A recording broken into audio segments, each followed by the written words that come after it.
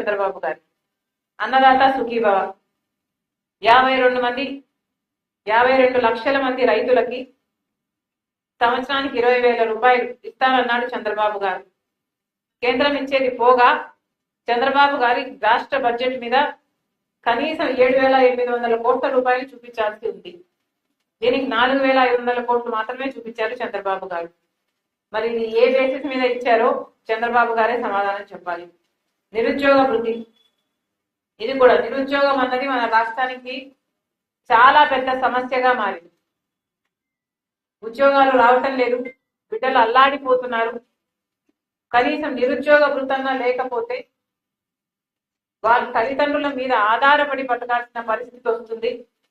నిరుద్యోగ వృత్తి కింద 1,500 రూపాయలు ప్రతి నెల, 3,000 రూపాయలు ప్రతి నెల ఇస్తానన్నాడు చంద్రబాబు గారు.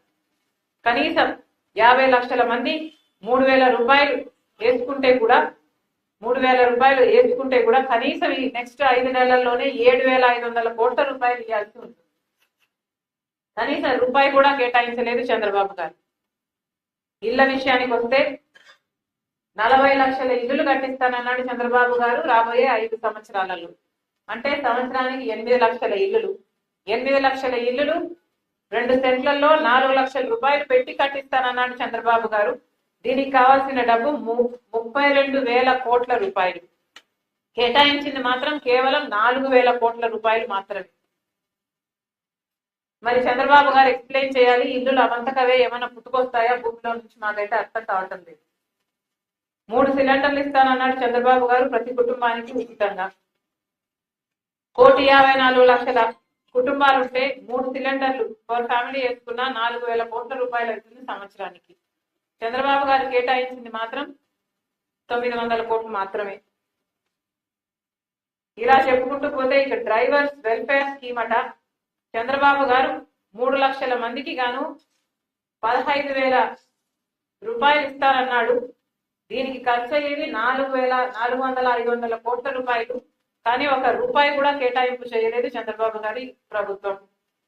గవర్నమెంట్ ఎంప్లాయీస్ ఐఆర్ కింద 10 లక్షల మందికి 10% పర్ ఎంప్లాయీ వేసుకున్న 2,500 కోట్ల రూపాయలు. రూపాయి కూడా కేటాయింపు చేయలేదు చంద్రబాబు గారు.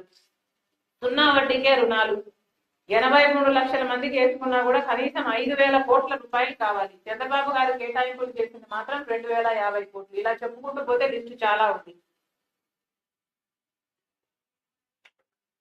చంద్రబాబు గారిని సూటిగా ప్రశ్నిస్తుంది కాంగ్రెస్ పార్టీ. ఎన్నికలు గెలవడానికి మాత్రమే మీరు వాగ్దానాలు ఇచ్చారా? అవి నిలబెట్టుకునే ఉద్దేశం మీకు లేదా?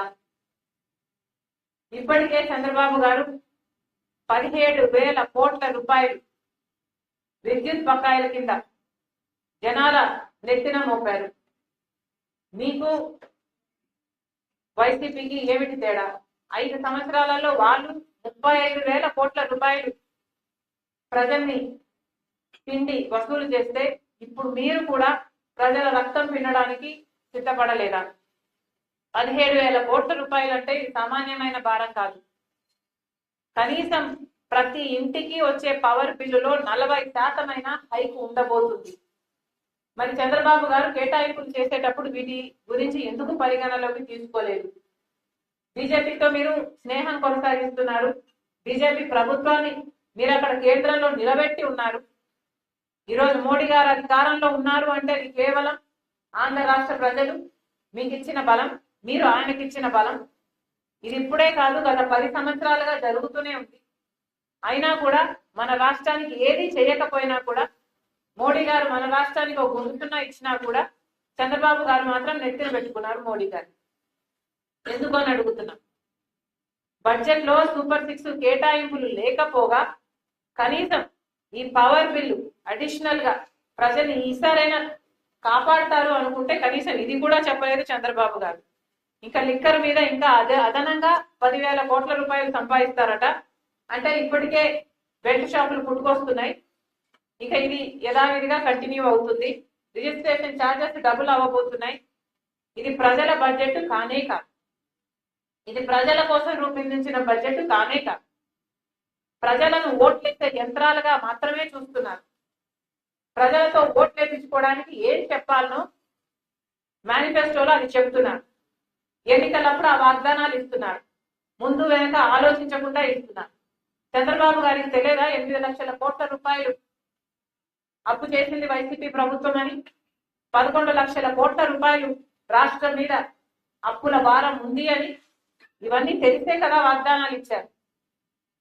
మరి అలాంటప్పుడు ఎలక్షన్లు అయిపోయిన తర్వాత, ఓట్లు వేయించుకున్న తర్వాత, మీరు గెలిచిన తర్వాత, మీరు అధికారంలోకి వచ్చిన తర్వాత, మీరే కాదు బీజేపీ పార్టీని కూడా మీరు అధికారంలో అక్కడ కూర్చోబెట్టిన తర్వాత ఆంధ్ర రాష్ట్ర ప్రజలకి ఇంత అన్యాయం చేయడం భావ్యం కాదు.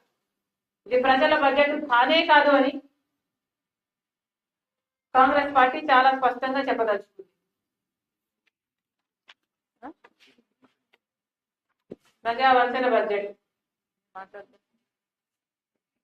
ఒకవైపు ఇలా ఉంటే చంద్రబాబు గారి వైఖరి, పాలక పక్షం ఇలా ఉంటే ఇంకోవైపు ప్రతిపక్షం అనలేము, ప్రతిపక్షం ఇవ్వలేదనే ఆయన గోలంతా జగన్మోహన్ రెడ్డి గారు.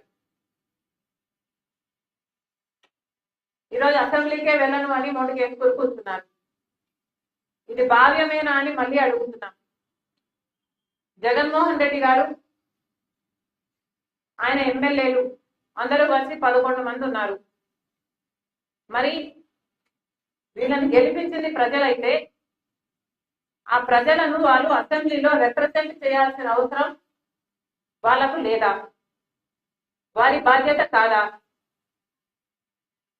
జగన్మోహన్ రెడ్డి గారు అసెంబ్లీకి వెళ్ళను, నాకు ప్రతిపక్ష హోదా ఇవ్వకపోతే నాకు మైక్ ఇవ్వరు, నన్ను మాట్లాడనివ్వరు అని చెప్తున్నారు. అయ్యా, నీకు ఎందుకు ఇవ్వటం లేదు ప్రతిపక్ష హోదా? మీ స్వయం కృతాపరాధమే కదా. మీకు 11 మందే గెలిపించారు ప్రజలు అంటే